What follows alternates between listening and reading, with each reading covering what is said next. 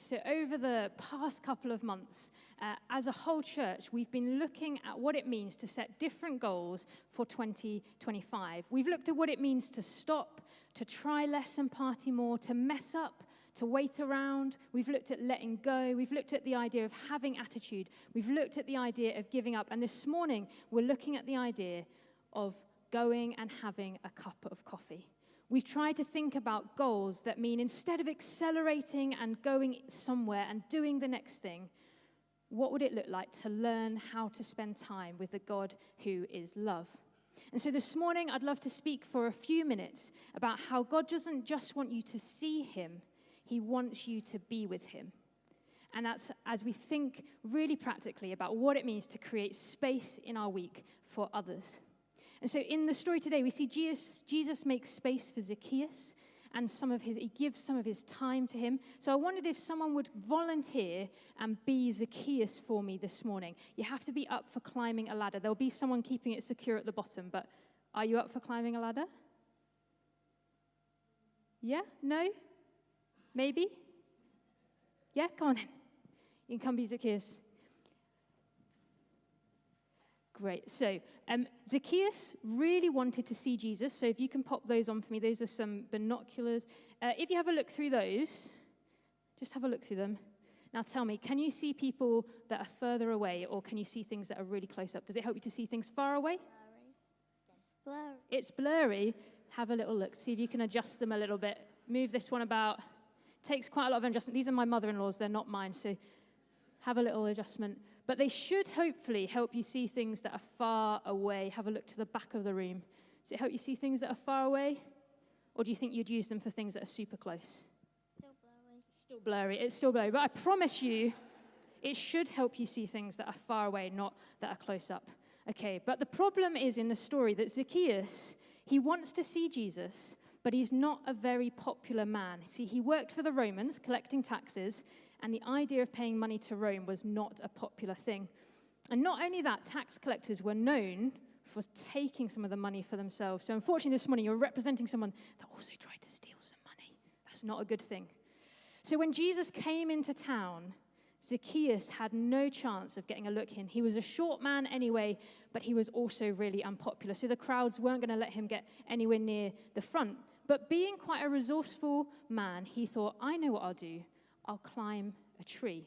So if you want to, Victoria's going to hold it still at the bottom, but if you want to come around here, and can you climb a few steps on that ladder for me? You can keep hold of it. That's it. Go as high up as you feel comfortable. That's great. Perfect. You stay holding on. So Zacchaeus climbed a tree. But when Jesus came past, he says, Zacchaeus, hurry and come down. I must stay at your house today.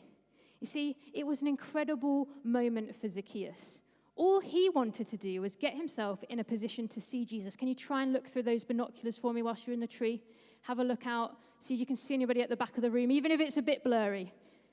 Okay, so Zacchaeus really wanted to see Jesus. You can see people, great.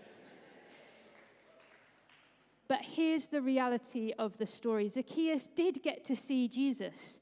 But Jesus also saw Zacchaeus. And not only that, Jesus wanted to make time to sit and to be with him.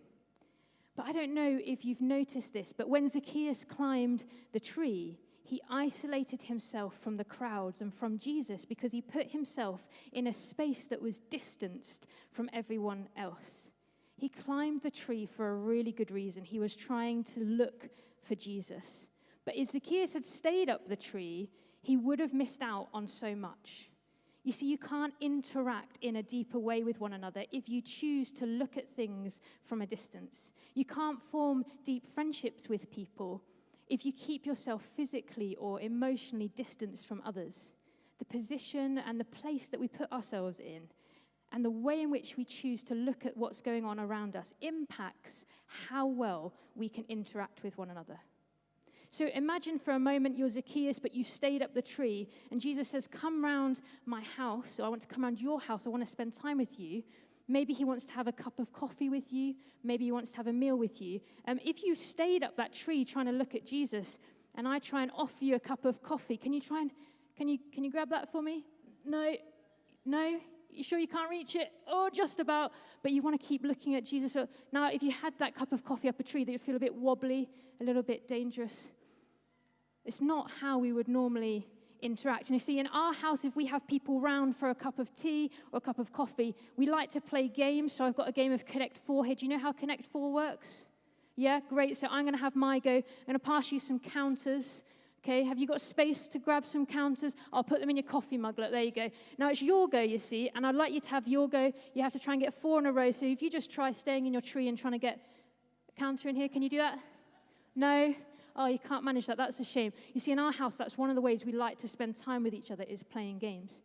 But the invitation that Jesus offered wasn't to see him from a distance, but to come and to be with him, to interact with him. And Jesus' instruction is, Zacchaeus, come down. I'm not up there, Zacchaeus. I'm down here in the noise and the mess of your everyday. If you want to come down and join me down here, you can give Victoria the cup so you can get down safely. And you come and join me down here, Zacchaeus. Great job up that tree. Come and stand next to me.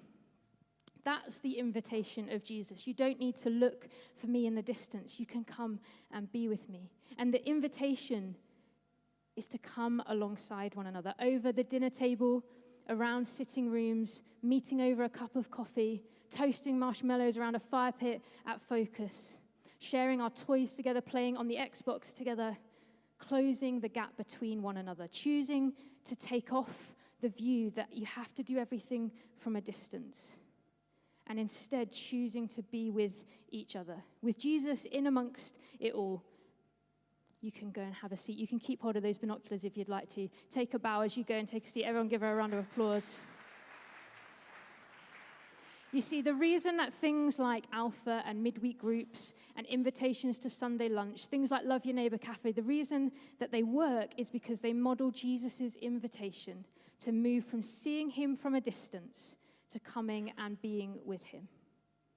And I wonder if, like Zacchaeus, there are some trees that you may have begun to realize over the past couple of months that you have been climbing, which may have been for really good reasons. They may have been to try and see Jesus better, to get a better view of him. But in doing so, you've realized that you've isolated yourself from others, and you've ended up trying to get a view of Jesus, but all that's ended up happening is you've viewed him from a distance.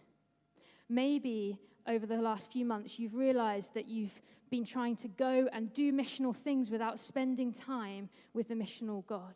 Maybe it might be that you thought, I've had to try hard in my relationship with God. I've got to work to be right with him.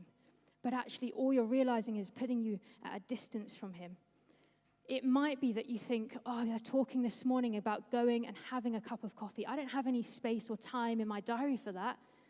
I've got too many other things that are more important than spending time with those around me. And as you begin to recognize those things, you might begin to notice that you've isolated yourself, you've distanced yourself. I used to think that trying to spend time with other people and intentionally just have those coffees or have people around for dinner, I thought it was going to impact my family time.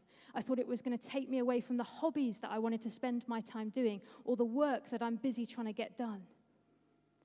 But the more that I had those attitudes, the more I realized I've isolated myself. That's not how God intended me to live. He says, Zacchaeus, come down. He says, don't isolate yourself. Come and be with me.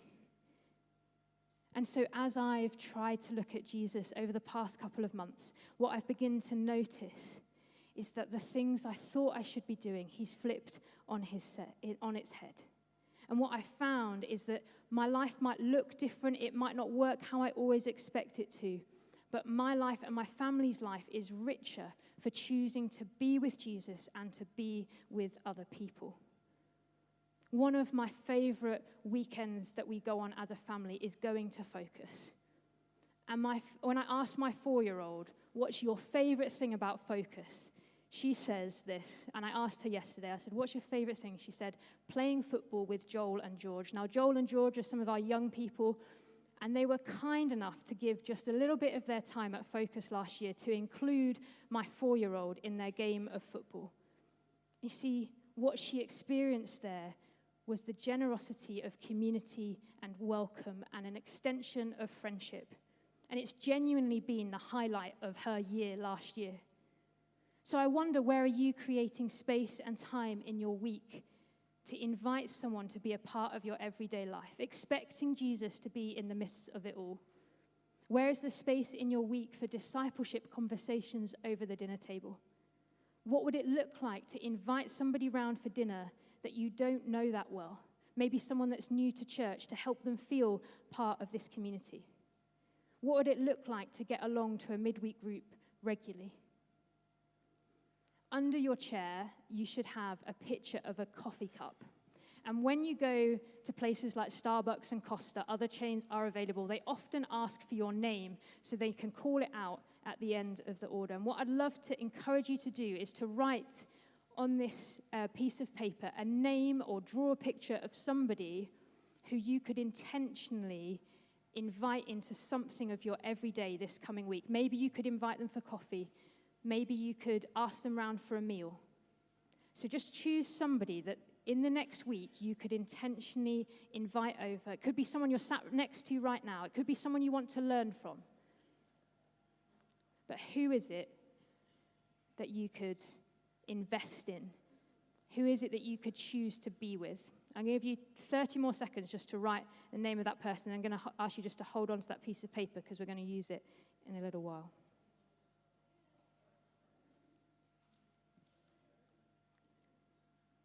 So it's out of the overflow of our own relationship with Jesus where we recognize that God doesn't just want us to see him, he wants us to be with him. And it's out of that space that we might begin to create space for other people. Not because we have to or because we ought to, but out of the overflow of God's love for us, that we might then begin to open ourselves up and our lives up to other people.